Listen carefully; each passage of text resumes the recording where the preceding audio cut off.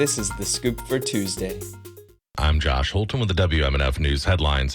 Boaters will no longer be stopped by state wildlife officers for random boat safety inspections under a bill signed yesterday by Governor Ron DeSantis. The measure, which will take effect July 1st, will require Florida Fish and Wildlife Conservation Commission officers to have a probable cause to halt boaters.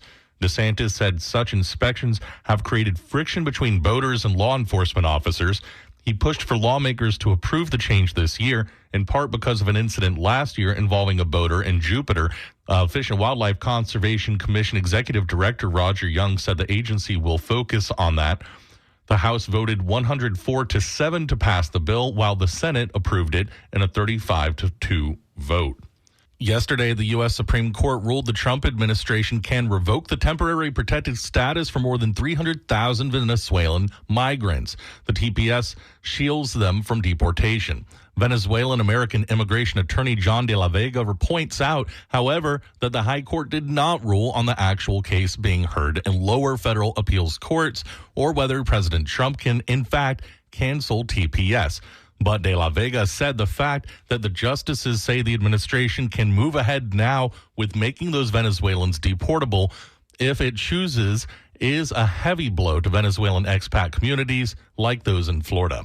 Oh, people are worried right now. There's a lot of uncertainty because they do not understand the impact that this decision may have.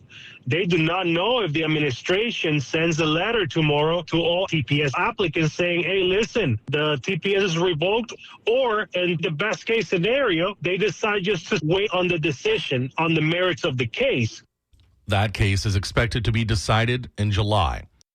Israeli airstrikes overnight have killed at least 60 people across the Gaza Strip. The Gaza Health Ministry says 2 strikes in northern Gaza hit a family home and school-turned-shelter, killing at least 22 people, mostly women and children. The war in Gaza began when Hamas-led militants killed 1,200 people on October 7, 2023, mostly civilians, and abducted 251 others, 58 of whom are believed to be alive after most of the rest were returned. Israel's retaliation has destroyed 90% of Gaza and killed more than 53,000 Palestinians, mostly women and children, according to Gaza's health ministry, which doesn't differentiate between civilians and combatants. France, Canada, and the UK jointly condemned Israel's handling of the war in Gaza and Israel's actions in the occupied West Bank. In a separate letter yesterday, the foreign ministers of Germany, Italy, Japan, and 18 other countries, not including the United States, called for Israel to fully reopen humanitarian aid delivery to Gaza by the UN and non-governmental organizations.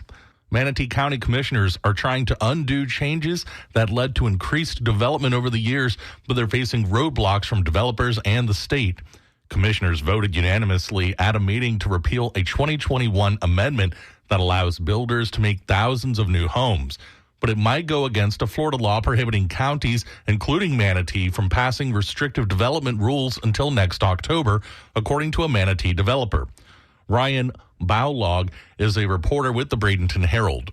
And there's also, it's just something, it's very common that we see coming out of Tallahassee almost every year with more ways to preempt and restrict what local governments can do. And some residents would argue takes away their ability to shape the future of their own communities. In 2023, Governor Ron DeSantis signed Senate Bill 250 into law. It restricted 10 counties, including Manatee County, that were impacted by Hurricane Ian from passing restrictive development rules until October of next year. A federal judge has ordered Florida's Department of Environmental Protection to strengthen protections for manatees in the northern Indian River Lagoon. The order includes a temporary ban on new septic tanks starting July 17th and requires the state to seek a federal incidental take permit, which involves a long-term conservation plan.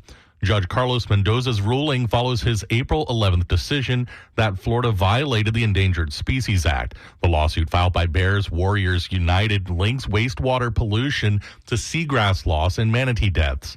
The judge also directed the state to launch manatee health assessments and supplemental feeding programs overseen by experts with quarterly public reports. Florida has appealed, but manatee deaths remain high, 363 reported so far in 2025. Partly cloudy today with highs in the lower 90s. A few clouds tonight with overnight lows in the mid 70s. Sunny skies with some clouds tomorrow and highs in the lower 90s. I'm Josh Holton with the WMNF News headlines. This is The Scoop, recorded at WMNF Tampa.